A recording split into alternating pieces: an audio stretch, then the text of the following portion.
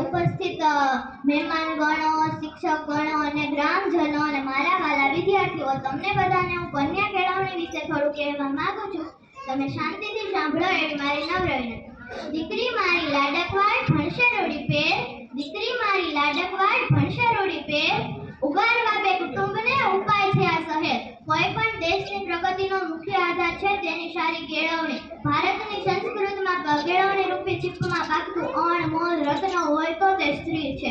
સમાજનો રૂઢિચુસ્ત વર્ગ એમ જ માની રહ્યો છે કે સ્ત્રીની બુદ્ધિ પગની પાની, પણ એમને ક્યાં ખબર છે કે દિલ્હીના તખતા પર 16 વર્ષ સુધી સોનેરી કિરણો પાથવનાર કોઈ મર્દ નહીં પણ એક નારી હતી. તેના પાયામાં કામ કરનાર હોય તો કેળવણી રૂપી પારસમણી હતા.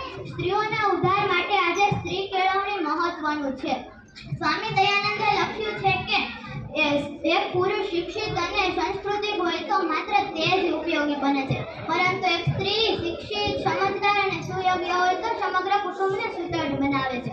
હાલના સામાજિક દૂષણોને ડામવા બહેમ અને અંધશ્રદ્ધામાંથી મુક્ત થવા માટે સ્ત્રી કેળવણી પામેલ હશે તો અનામતની જરૂર રહેશે નહીં.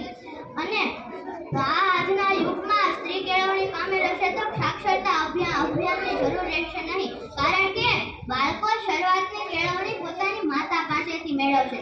સૃષ્ટિનું એક પણ ક્ષેત્ર એવું નથી જ્યાં સ્ત્રીઓએ ડગ ન માંડ્યા હોય. પુરુષના શરમાવે આવા સિદ્ધિના સોપાના સ્ત્રીઓએ સર કર્યા હોય તો તે આજની કેળવણી આભારી છે. પુરુષ પ્રધાન સમાજમાં હવે સ્ત્રી પુરુષ આગળનું રમકડું રહ્યું નથી. સ્ત્રી હવે પુરુષ સોમાવડી બની છે.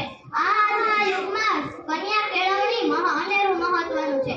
જો સ્ત્રીઓને ઉચ્ચ કેળવણી આપવામાં આવે તો આપણાને વધુ સમજદાર પુત્રીઓ, વધુ પ્રેમાળ પત્ની, વધુ સુશીલ માતાઓ મળી શકે તેમ છે અને તેઓ વધુ સારા નાગરિકો ઘડી શકે જેમાં શંકાને સ્થાન નથી. અંતમાં એટલું જ કહેવાનું કે કન્યા કેળવણીનો રથ દરેક મા બાપે ખેંચવો જ પડશે. દીકરીને ભણાવવી જ પડશે. તેની ચિંતા સમાજે કરવી પડશે. જો દીકરી ભણે તો તેના માતા પિતાનું ઘર અને તેના સાસરિયાનું એમ બે ઘર કરી જાય છે. घर के आंगन में महकाती है बेटियां, घर के आंगन में महकाती है बेटियां, माँ बाप का दुख हो तो सहकाती है बेटियां, धन दौलत नहीं सिर्फ घर का सुख चाहती है बेटियां. अस्तु. जय हिंद.